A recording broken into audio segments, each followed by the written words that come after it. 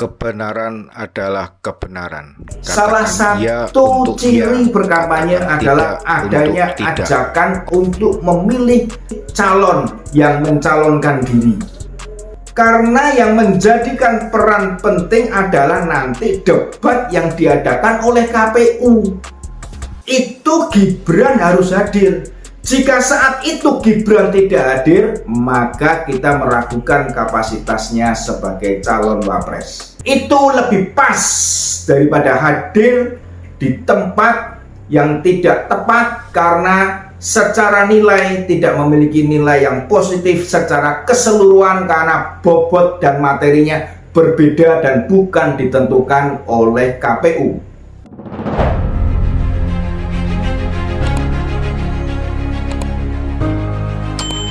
Kopi dan tos.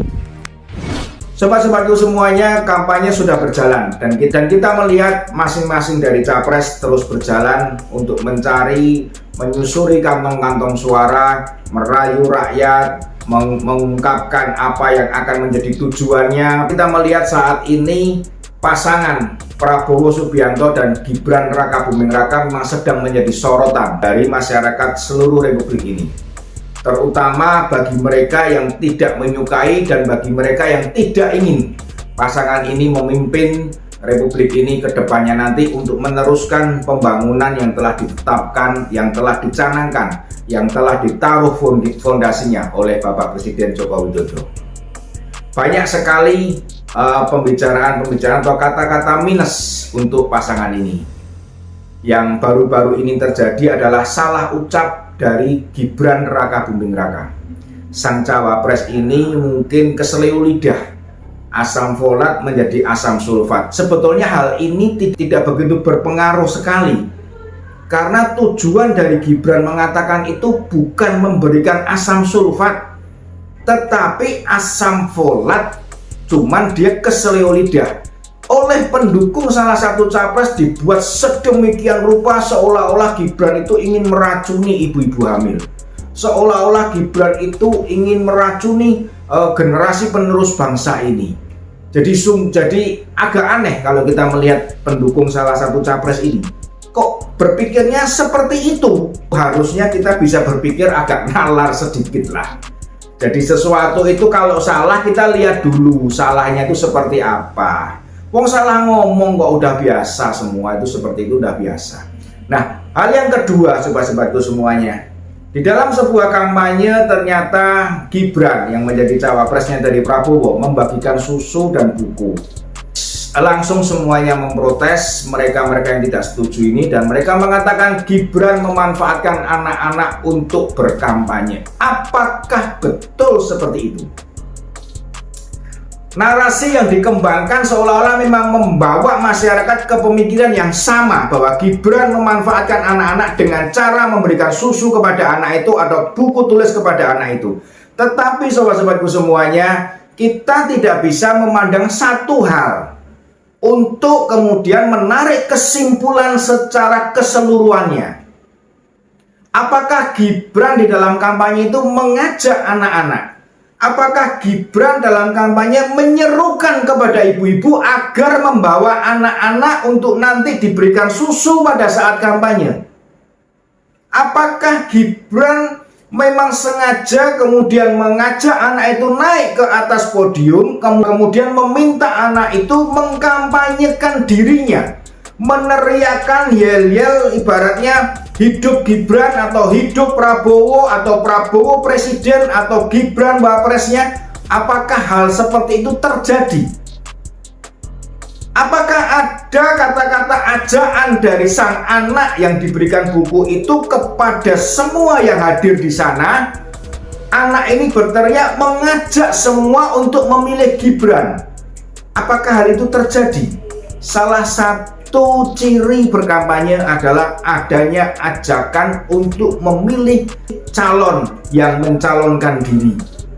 Sobat-sobatku semuanya, itu semua tidak ada.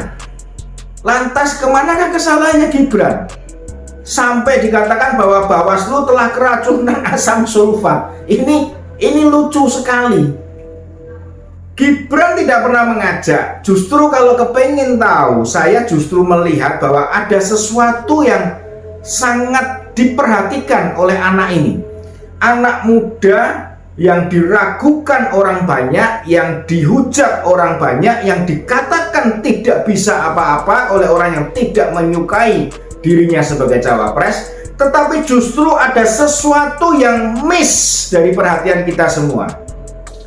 Gibran tahu bahwa jika berkampanye akan hadir orang-orang yang datang sebagai pendukungnya itu mungkin akan hadir membawa anaknya. Karena bisa saja terjadi orang tua yang datang itu membawa anak karena di rumah tidak ada orang lain. Daripada berbahaya di rumah, lebih baik saya bawa. Apakah ini salah?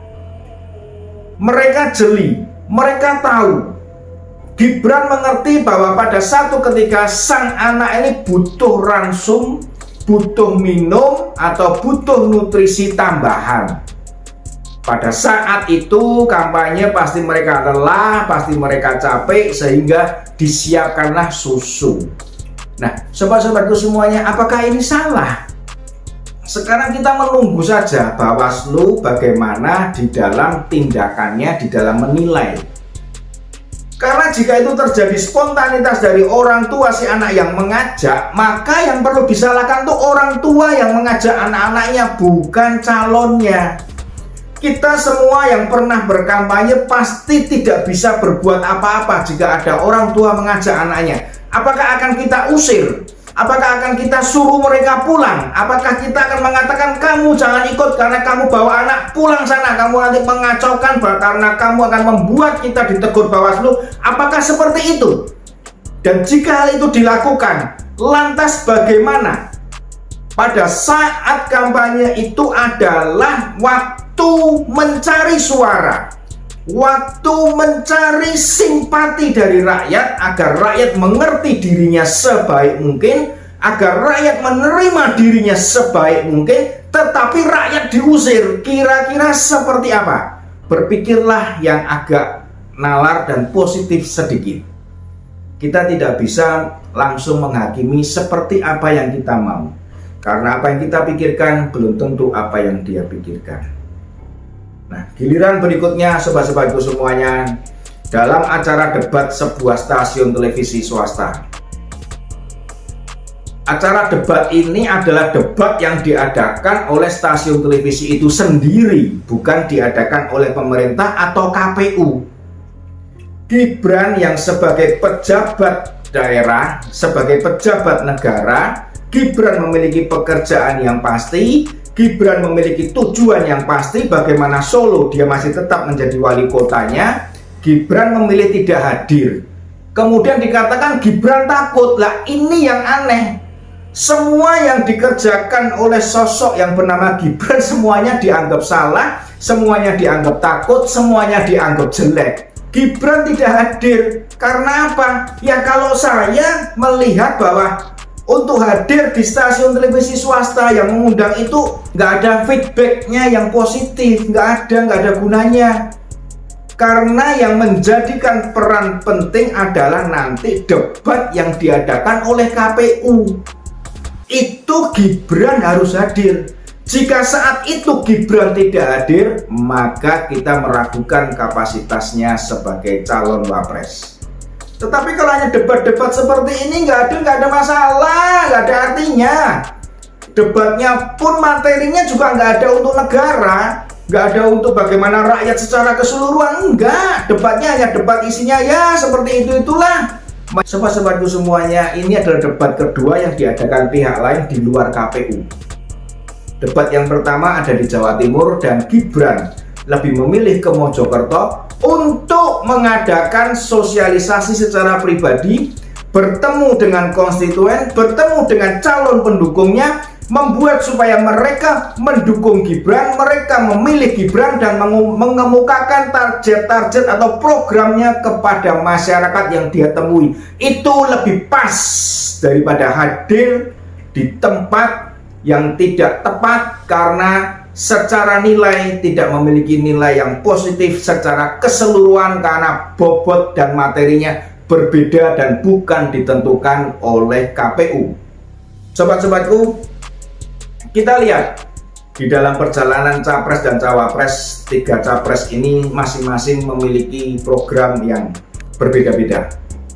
Di antara 3 Capres ini, marilah kita mencari di mana mereka yang menurut penilaian kita paling mampu membawa negara ini untuk maju, paling mampu untuk menyejahterakan rakyatnya. Di antara ketiga Capres ini, marilah kita melihat di antara mereka itu siapakah yang paling jelas akan meneruskan pembangunan dari Bapak Joko Widodo.